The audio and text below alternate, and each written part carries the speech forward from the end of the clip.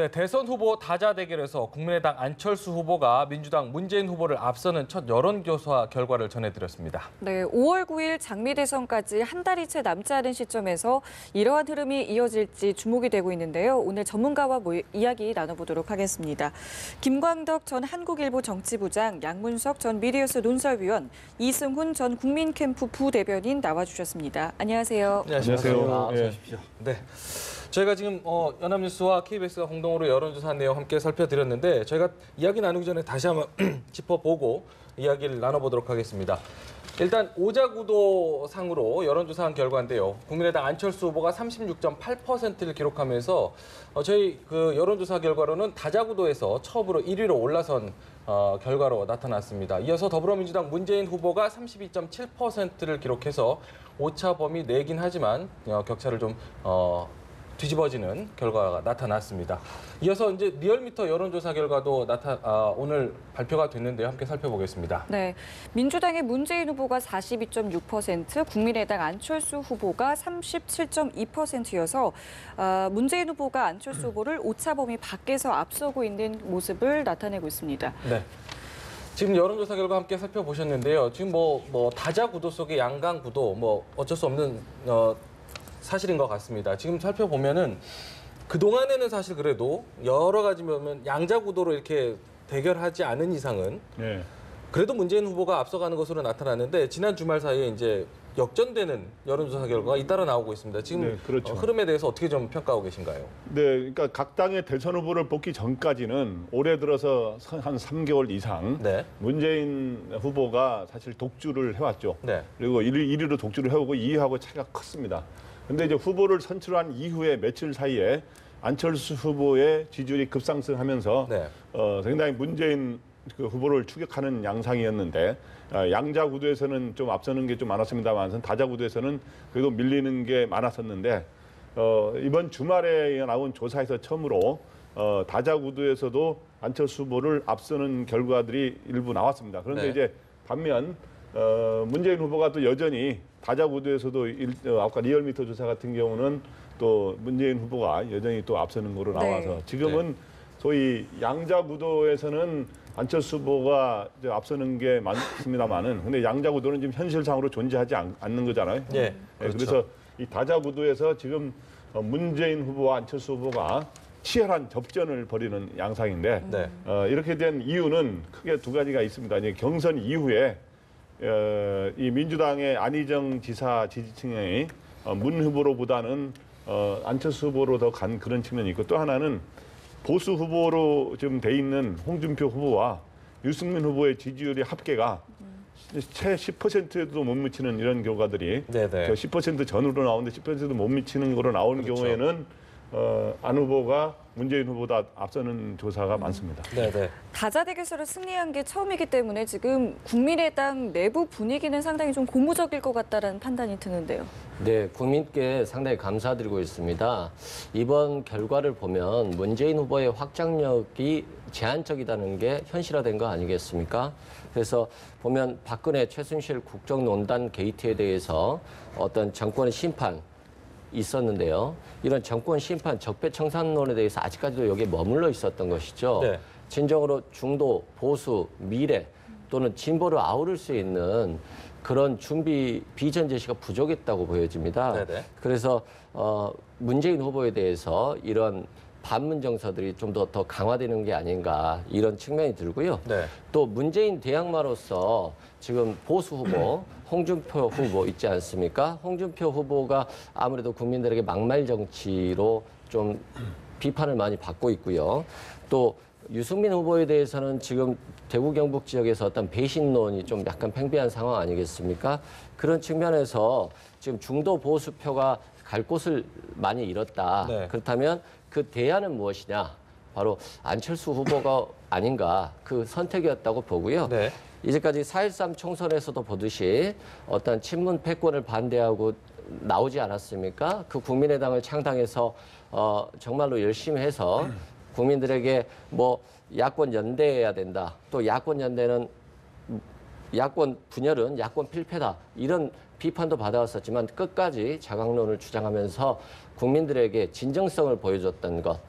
그리고 이번 대선에서도 연대론보다는 국민과의 연대를 하겠다라고 하는 그런 이념들, 그런 생각들이 국민들에게 많이 먹혔던 것 같습니다. 네, 사실 뭐 대세론은 이제 사실은 뭐 이야기하기 좀 어려운 상황이 분명히 된 것 같습니다. 대세론을 넘어서서 이제는 역전, 추격, 쫓기는 상황이 좀 됐기 때문에 더불어민주당 문재인 후보 입장에서는 이 상황을 좀 어떻게 받아들일까 싶은 생각이 들어요. 명확한 분석이 좀 필요할 텐데요. 예, 상당히 불편하겠죠, 일단. 네. 제가 보기에는 불편하다라고 이제 생각을 하고, 이 불편함, 그 한 번에 큰 위기는 있을 거다라고 안에서도 많이 이야기를 해왔던 부분이기 때문에 이 이제 위기가 실제 문재인 후보의 리더십, 그 다음에 정치력, 이 모든 것들이 이제 시험대에 제대로 올라와 있는 상황이고요. 예. 저는 한 두 가지로 봅니다. 지난 월화에 우리가 많이 지적했던 디오피니언과 내일신문의 양자 구도에서 처음으로 역전 현상이 벌어졌거든요. 여론조사 하나가 갖고 있는 그 영향력들을 아주 극명하게 보여줬던 지난 일주일이라고 보는 거죠. 상당히 특출하고 독특한 결과였고, 그때 저는 어떻게 이야기를 했냐면, 이 정도의 결과는 일반적으로 바로 발표하지 않고 한 번 더 조사해서 발표하는 게 이 선거조사 회사의 기본적인 관행이다 하는데, 이 관행을 깨고 이제 디오피니언과 넬슨이 발표하면서 네. 전체 흐름이 훅 하고 바뀌는 과정이 있었다라는 거. 그래서 여론조사 하나의 발표가 네. 얼마만큼 그 중요한지를 보여줬던 대표적인 사건이고, 두 번째는 이제 얼마만큼 안희정, 이재명 지지자들을 이제 흡수하느냐의 과정입니다. 사실상 안희정, 이재명 지지자들이 지난 일주일 동안에 상당히 분노했던 과정들이 좀 있었잖아요. 네. 큰 싸움이 끝나고 나면 분노할 수밖에 없고, 그 앙금을 얼마만큼 빨리 씻어내느냐의 문제인데, 어쨌든 이재명, 안희정, 최성, 그 다음에 문재인 후보가 호프타임을 했고, 네. 그 다음에 뭐 오늘 박원순 전 서울시장하고 또 만나고 하면서 실질적으로 이제 김부겸, 박원순, 최성, 그다음에 이재명, 안희정 이 5명과 문재인 후보가 어떻게 화합하느냐, 네. 그리고 이들이 얼마만큼 적극적으로 지지 발언을 해주느냐, 이 여부가 네네. 이후에 상당 부분 이 여론조사에 또 한 번의 변동을 가져올 것이고, 마지막으로 여론조사의 변동에 있어서 보수 성향의 표심이 이제 어디로 갈 것이냐의 문제입니다. 어쨌든 올 초부터 시작해서 반기문, 한교안, 안희정, 그다음에 문재인, 안철수 이 순서대로 한 5번 네. 정도의 보수 성향의 표심들이 흔들렸단 말이에요. 네, 이 흔들리는 표심들을 어떻게 누가 선점하고 다시 이제 공고화시키는가의 싸움이 예. 이번 주 내내 주요한 관전 포인트일 것 같습니다. 알겠습니다. 근데 지금 상황을 보면요. 앞서서 뭐 여론조사에 대한 문제점도 지적을 해주셨지만, 이승훈 부대변인께서 지적하신 확장성과 관련해서 이야기를 좀 해볼 수 있는 게, 조선일보 여론조사 결과들을 살펴보면요. 더불어민주당 안희정 후보를 경선 기간 동안 지지했던 52%, 53%의 지지자들이 안철수 후보에게 넘어갔단 말입니다. 여러 가지 면에서 뭐 이재명 후보를 심지어 조금 약간의 조금은 진보에 더 가깝다는 이재명 후보를 지지했던 그 지지자들 중에서도 20여 %가 안철수 후보에게 넘어갔단 말입니다. 이런 부분에 대해서 계속해서 지적을 하고 있습니다. 자, 확장성 부족하지 않느냐, 이런 부분에 있어서. 확장성 두 가지로 좀 정리할 필요가 있습니다. 네. 확장성이라고 이야기하는 건 어쨌든 우리가 여론 지지 성향을 보면서 그 추세를 보면서 확장성의 이야기를 한단 말이에요. 네. 첫 번째, 올 초에 보면 반기문 총장이 들어와서 20% 박스 안에 있을 때 문재인 후보도 18% 플러스 마이너스 2, 3에서 박스권 안에 있었거든요. 네. 그 18%가 가장 최근에 리얼미터 오늘 발표된 리얼미터 데이터를 보면 42.6%입니다. 네. 그럼 18%에서 42.6%로 끊임없이 확장해온 문재인 후보의 확장성이 없다라고 이야기하기는 상당히 무리가 있는 주장이고, 이건 또 하나의 프레임일 수 있고요. 네. 두 번째, 보수 성향의 확장성에 대한 문제는 상당 부분 논란이 발생할 수 있는 지점이 있습니다. 양날의 칼이거든요. 네. 그리고 보수 성향의 확장성이 보수 성향의 표심을 얼마만큼 흡수하느냐의 문제는 계속해서 보수 성향이 지난 4개월 동안에 5번, 한때는 문재인 후보까지도 대구에서 강력한 1등이고 압도적인 1등이 나왔단 말이에요. 계속해서 부동하고 있는 움직이고 있는 떠다니고 있는 보수 성향의 표심을 얼마만큼 흡수하느냐가 확장성의 관건이긴 하나 이 또한 이제 일시적인 현상들로 끊임없이 변동하기 때문에 얼마만큼 문재인 후보가 보수 성향에 대한 공약을 내놓느냐라는 부분과 그다음에 안티 문재인에 대한 부분에 대해서 얼마만큼 다듬어 주느냐 이 부분이 또 하나의 관전 포인트일 수 있겠죠. 어떻게 생각하십니까, 이 부대변인? 네. 그러니까 사실은 보면은 보수 성향 흡수라는 지적, 사실은 뭐랄까요, 강력한 지지층, 고정 지지층이라기보다는 뭔가 좀 반대해서 그냥 흡수하는 적극적인 지지층이 아니라는 지적이라는 말씀이거든요. 네. 물론 민주당도 분명히 문재인 후보도 지지층은 견고하다고 보여집니다. 네네. 그런데 문재인 후보를 반대하는 지지층도 상당히 견고하고요. 또 문재인 후보를 반대하는 분들이 그냥 막연하게 반대하는 것이 아니라 문재인 후보의 정책과 비전에 대해서 불안과 불신을 가지고 있는 것이거든요. 예. 이것에 대한 해소가 되어야지 문재인 후보에게 보수나 중도 표심이 갈 수 있는데 예. 아직도 이 부분에 대해서는 의문이다라는 거고요. 이번 경선 과정에서 봤듯이 안희정, 이재명 그런 분들에게 어떤 상처를 좀 주지 않았습니까?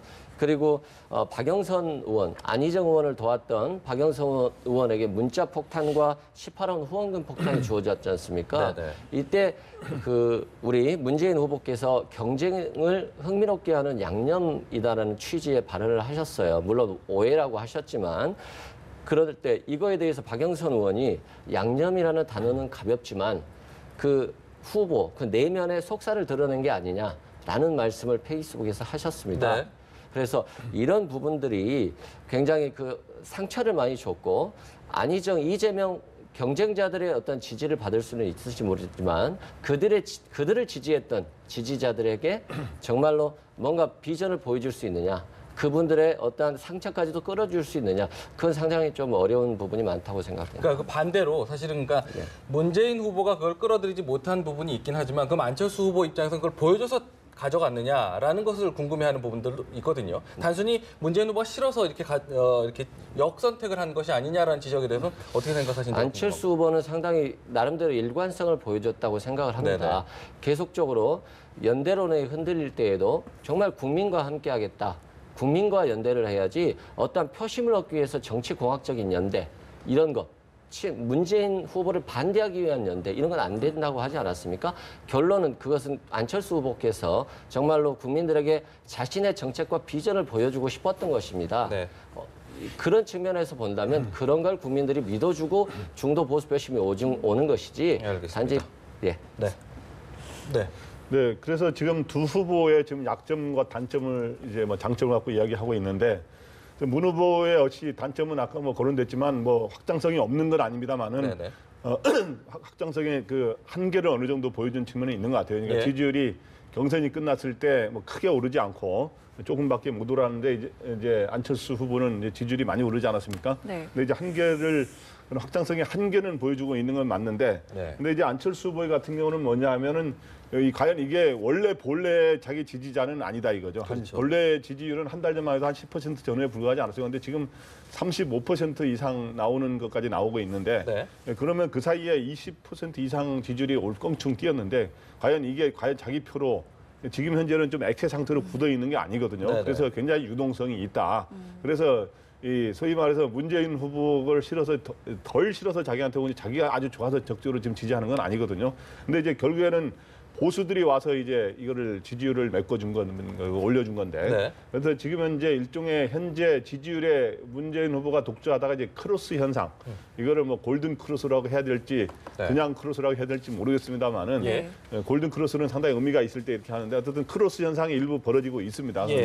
근데 이게 이제 선거 29일 전, 한 달 전에, 지금 30일 전, 29일 전에 나타난 현상이기 때문에 요즘 같은 조기 대선에서의 한 달이라고 하는 거는 엄청난 세상에 몇 번 또 왔다 갔다 할 수 있는 그런 시간이에요. 그래서 이 사이에 많은 변화가 있기 때문에 가장 크게 지금 보수가 안철수하고에 온 보수 표심이 올해 들어서도 아까 말씀하셨지만 반기문 후보에서 반기문 전 총장에서 황교안 권한대행 그다음에 안희정 지사한테 갔다가 또 문재인 후보에게도 일부 갔다가 이제 이렇게 오는 거기 때문에 자꾸 이제 유동적으로 왔다 이거죠. 그렇기 때문에 과연 한 달 후에까지 계속 보수 표심이 안철수 후보 옆에 이렇게 많은 표들이 이렇게 결집해서 모여 있을 수 있느냐 하는 그런 변수, 홍준표 후보 등의 그 역할에 따라 달라질 수 있고, 또 하나는 앞으로 네거티브 공방이 사실 뭐 좋은 건 아닙니다만은 불가피하게 계속 될 거예요.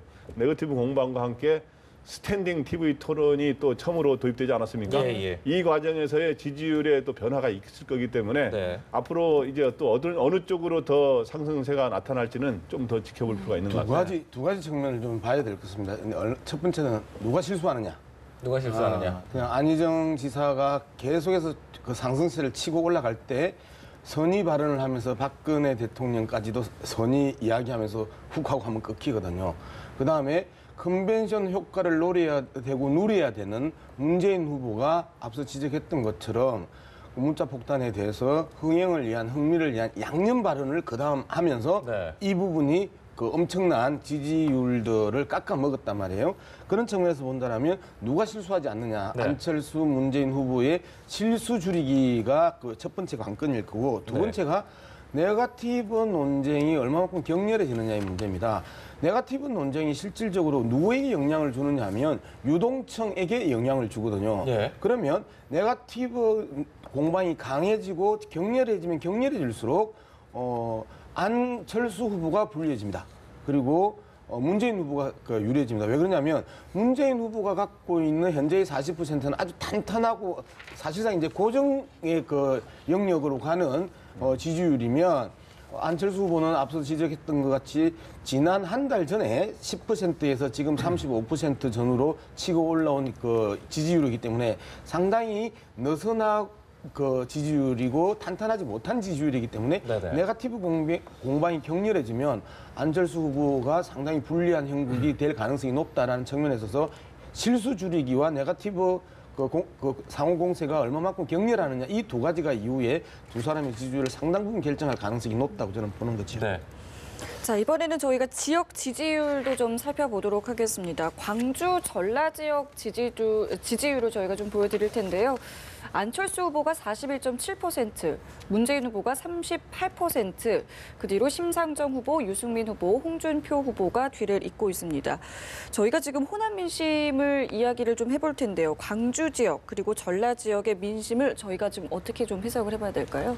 네, 저기의 조사에서는 이제 안철수 후보가 근소하게 오차 범위 내에서 앞서는 거로 이제, 그리고 전국적으로는 플러스 마이너스 이제 지지율이 2점 몇 이렇게 되더라도 또 이 지역으로 가면 그 표본이 200명 이하거든요. 그렇기 때문에 오차 범위가 더 큽니다. 그래서 오차 범위 내에서 근소하게 하여튼 좀 더 높게 나오는 이런 현상이고, 그다음에 리얼미터 조사에서도 보면 안철수 후보가 문재인 후보보다 오차 범위 내에서 근소하게 앞서는 이런 게 나왔는데, 저 차이는 지금 현재는 호남에서는 둘이서 각축을 벌이고 있다, 접전을 벌이고 있다고 해석해야 되는 게 맞는 것 같은데, 문제는 그 전에 한 열흘 전에는 문재인 후보가 좀 많이 앞서가고 있었거든요. 호남에서. 그렇기 때문에 안철수 후보가 많이 쫓아온 셈인 거는 맞습니다. 근데 이제 호남이 이제 과연 표심이 막판 대선에서 저런 식으로 두 갈래로 나뉘느냐, 5대5나 6대4로 나뉘느냐, 아니면 한쪽으로, 과거의 경우 한쪽으로 많이 갔는데 전략적인 어떤 표심의 결집이 있어가지고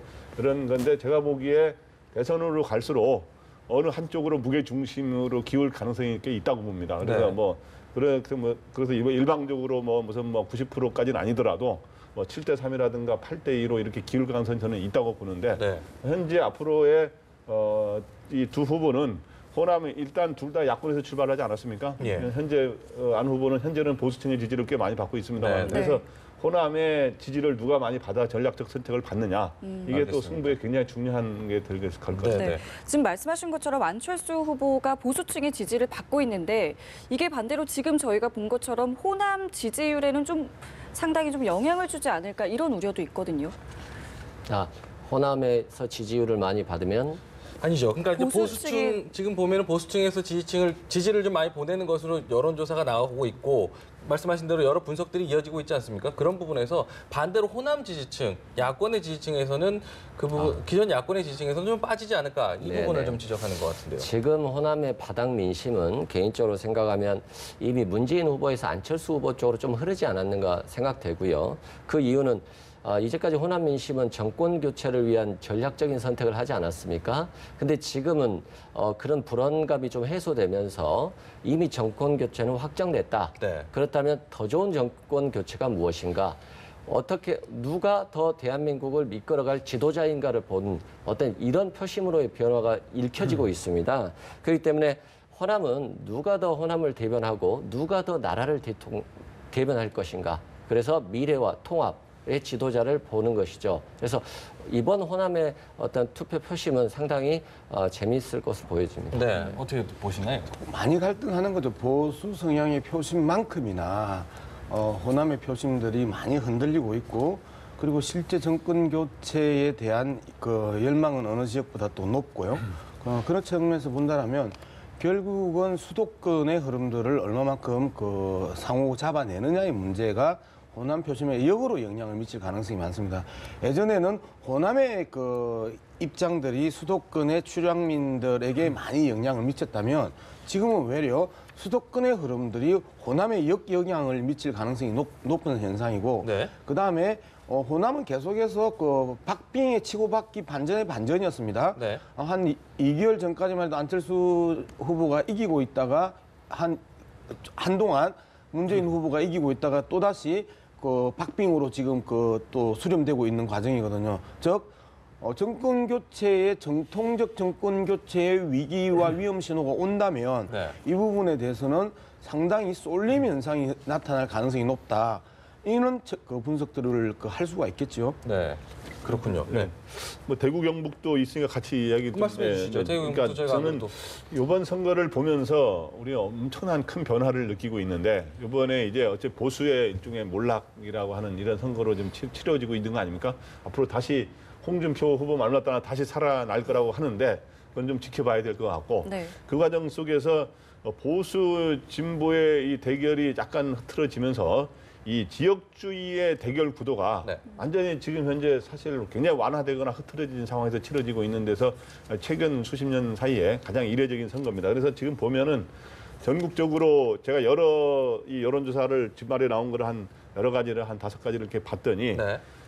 나머지 지역에서는 거의 누가 앞서다고 할 수 없을 정도로 거의 다 엎치락뒤치락이에요. 서울뿐만 아니라 호남, 뭐 부산, 경남, 충청에서 다. 근데 어떤 조사는 누가 좀 앞선다 이렇게도 그걸 갖고도 의미를 부여하는데 네. 거의 차이가 없는 것 같고 단지 대구 경북에서만 지금 안 후보가 조금 앞서가고 있는 건 사실인 것 같습니다. 문 네. 후보보다. 근데 네. 이것도 이제 이 보수들이 계속 지금 이 대구 경북의 표심이 계속 이동해 왔기 때문에 과연 이 대구 경북에서의 안철수 후보의 우세가 과연 대선 앞으로 한 달 후까지 계속 지속될지는 좀 지켜볼 필요가 있는 것 같고 그 대신에 지역주의 구도가 완화된 대신에 지금 세대별 이 차이, 지지율 차이가 굉장히 나는 현상이 벌어지고 있습니다. 예. 그러니까 예를 들어서 20대, 30대, 40대에서는 문 후보가 지금 앞서가고 있고 또 50대 이상에서는 지금 안 후보가 앞서가고 있는 상황이어서 제가 보기에 이번에 막판에 누가 승리를 하느냐에 굉장히 또 중요한 변수는 이 세대별 투표율이 과거에 비해서 어떤 변화가 생기느냐. 과연 젊은 층들이 과거보다 투표율이 더 높아진다고 하는데 높아지느냐. 그다음에 고령층은 지난번에 굉장히 투표율이 높았는데 과연 지금은 조금 요즘에 그 탄핵 정부를 거치면 조금 관심이 줄어들지 않았습니까? 네. 근데 그걸 유지할 수 있느냐. 네, 네. 이런 것들이 굉장히 승부의 변수가 될 거라고 보입니다. 네, 알겠습니다. 여론조사 이야기 살펴봤는데요. 저희가 정책 검증 이야기를 항상 하는데 정책과 관련해서 사실은 조금 네거티브 공방 이야기도 하지만 정책과 관련된 이야기를 좀 해보려고 하는데 지난주에도 사실 제가 궁금했던 부분인데 명확한 답을 듣지를 못했습니다. 사드와 관련해서 당론, 국민의당의 당론 같은 경우는 아직 사드 반대 입장을 유지하고 있는 것으로 알고 있는데 관훈클럽에서 안철수 후보가 사드 찬성 입장으로 좀 바뀐 듯한 입장을 바뀌었거든요. 그러면 그것과 관련해서 지금 당론과 후보의 입장이 다른 것에 대해서는 어떻게 좀 지지자들을 설득시켜 나갈 수 있는지에 대한 설명이 좀 듣고 싶습니다. 네, 예전 같으면 당론과 어떤 후보의 어떤 의견은 일치했었습니다. 네. 근데 이런 것들이 지금 시대에는 좀 어울리지는 않는다고 생각합니다. 왜냐하면 어떤 후보의 생각과 당의 생각은 다를 수 있거든요. 그런데 그 생각은 결과적으로는 국익을 기준으로 맞춰가는 과정인 것입니다. 그래서 아마 지금 국민의당 내부에서도 곧 있으면 사드와 관련해서 후보자의 의견을 일치하는 방향으로 갈 수 있을 것 같고요. 예, 국민의당 당론이 그러면 찬성적으로 바뀔 가능성도 있다. 예, 그렇습니다. 네. 그다음에 안철수 후보가 그 처음에 사드에 대해서 반대하지 않았습니까? 예. 그건 박근혜 정권에서 국민들에 대한 설명의 과정, 또 중국에 대한 어떤 설득 과정, 외국에 대해서, 그다음에 국회에서의 공론화 과정에 대한 논의들이 부족했던 겁니다. 그래서 이런 것들에 대한 검증을 통해서 사드 찬반을 결정하자라고 하셨던 거고요. 네. 그런데 이미 박근혜 정권에서 미국과 합의를 하고 사드 장비 일부가 들어오지 않았습니까? 네네. 이 상황에서 만약 우리가 사드 못하겠다, 전 정권이 한 건데 라고 한다면 어떤 국가 간의 신뢰는 또 깨지고요. 네네. 한미 동맹이라고 하는 중요한 우리 틀이 깨지는 겁니다. 네네. 이런 상황까지도 고려해서 결정해야 되는 것이지 어떠한 유불리를 따져야 될 문제는 아닌 것 같습니다. 그럼 당론이 바뀌게 된 과정에 대한 설명도 좀 충분했다라고 좀 받아들일 수 있을까요? 네, 그렇습니다. 이제까지 많은 과정 동안 후보자와 당론은 좀 다르지 않았습니까? 네네. 그런데 어떤 국민의 어떤 민심의 변화, 네. 그리고 국민의 어떤 선택, 안보 불안, 네. 이런 것들을 분명히 정치인들이 해소시켜줘야 될 의무가 있다고 네. 생각합니다. 네. 간단하게 상당히 당혹스럽네요. 후보와 그 당론이 시대적 정신에 부합하지 않아도 된다. 이렇게 이야기하거나 어떻게 국민의당 후보와 그다음에 국민의당의 당론이 달라져도 된다고 하는 그 주장과 논리에 대해서 상당히 당혹스럽습니다. 기본적으로 정당 선거입니다. 그죠? 그리고 그 후보가 대통령이 당선되면 집권 여당이 되는 거거든요. 그런 측면에서 본다면 당과 후보는 일체돼야 되고 일체될 수 있도록 상호 노력하는 과정이지 특히 정책 영역에 있어서는 더더욱 그렇게 해야 되는 거잖아요. 예를 들어서 박지원 대표 같은 경우에 성주나 김천에 가가지고 수많은 이야기를 했고 그다음에 안철수 후보만 해도 국민투표를 하자 하면서 사드 초기 논의에서 상당 부분 강력한 반대 의사를 표명을 했단 말이에요.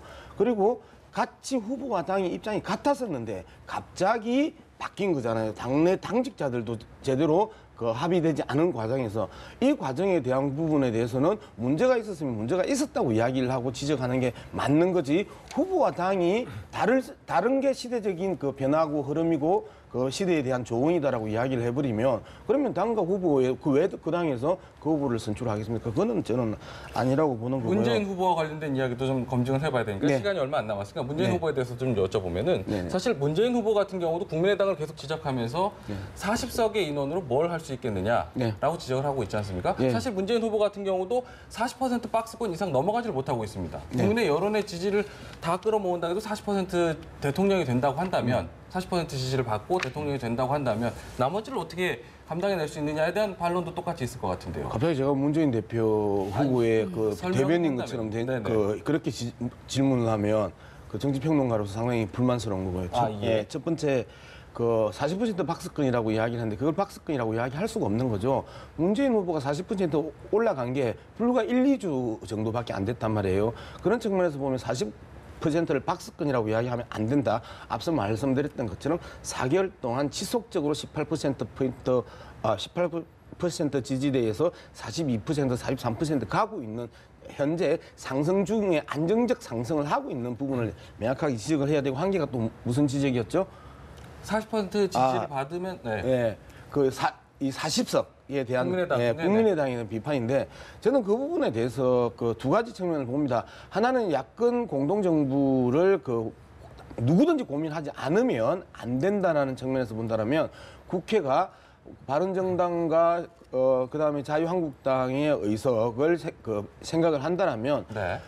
민주당하고 국민의당하고 그다음에 정의당이 함께 해야 제대로 된 정권 교체와 정상적인 국정 운영이 가능하다는 측면에 있어서 100석이 넘는 그 다수당의 입장에서 하나의 공격거리는 되지만 실질적으로 누가 대통령이 되든지 간에 그 부분에 있어서는 결국 공동정부와 그다음에 공동여당을 구성할 수밖에 없을 거다라는 측면을 본다라면 그 부분은 정말 하나의 네거티브로서 활용을 할 수는 있겠으나 실질적으로 대통령 선거 과정에 있어서는 큰 영향력을 못 미칠 거다. 저는 그렇게 생각합니다. 대변인 설명 먼저 듣고 나머지 뭐 이야기를 들어보겠습니다. 네네.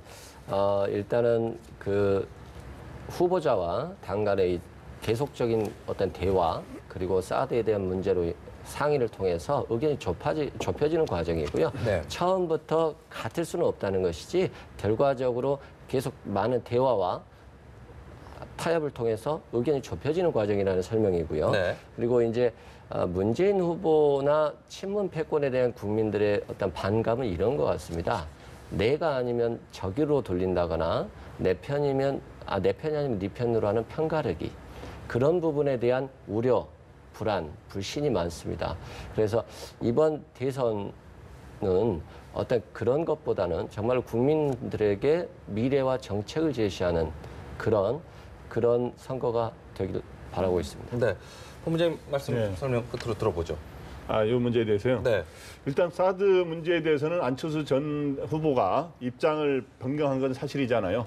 처음에는 사드 배치를 반대하는 입장이었다가 나중에는 이제 소위 한미 국방장관 합의와 이런 이제 배치 움직임 속에서 이제 찬성으로 돌아섰는데 이거에 대해서 뭐 당론하고 차이를 과연 인정할 수 있느냐에 대해서 얘기하면은 처음에는 뭐 후보하고 당이 똑같은 의견을 내라는 법은 없죠. 그런데 이제 또 처음에 좀 다른 의견 낼 수 있는데 이건 조속한 시일 내에 지금 대선을 치르는 상황이기 때문에 사실 당론하고 일치하는 게 아주 중요한 국가 정책이잖아요. 사소한 것도 아니고요.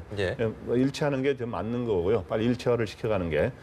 그리고 그러니까 이제 저는 민주당에서 말을 바꿨다, 입장을 변경했다고 비판하는 것도 충분히 있을 수 있는 것이고, 그다음에 이제 그 안 후보 입장에서는 상황 변경에 따라서 양국 간의 합의에 따라서 이제는 나는 이제 입장을 변경한 거다 하는 논리도 나름의 다 있을 수 있는데 이거에 대해서 치열한 논쟁을 통해서 국민이 한번 판단하게 할 필요가 있다고 생각하고요.